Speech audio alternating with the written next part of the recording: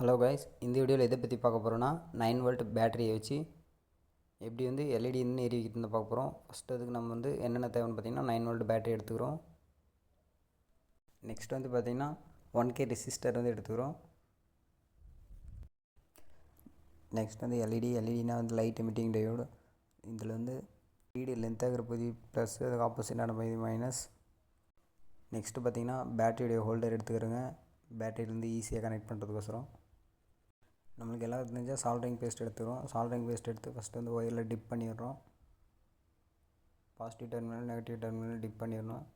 Next lead wire எடுத்துகிட்டு ஒயரை ஃபஸ்ட்டாக சால்டர் பண்ணிடணும். பேட்டரி ஹோல்டருடைய நெகட்டிவ் பாயிண்ட் சால்டர் பண்ணிட்டா அதேமாதிரி பார்த்தீங்கன்னா பாசிட்டிவ் பாயிண்ட்டையும் சால்டர் பண்ணிடுறேன். பேட்டரி பேட்டரி ஹோல்டர் கூட கனெக்ட் பண்ணிடுங்க.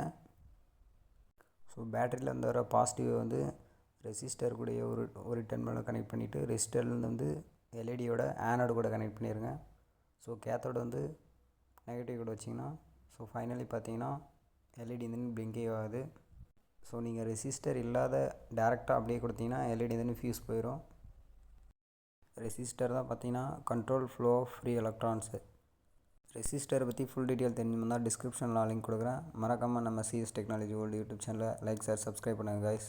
தேங்க்ஸ் ஃபார் வாட்சிங்.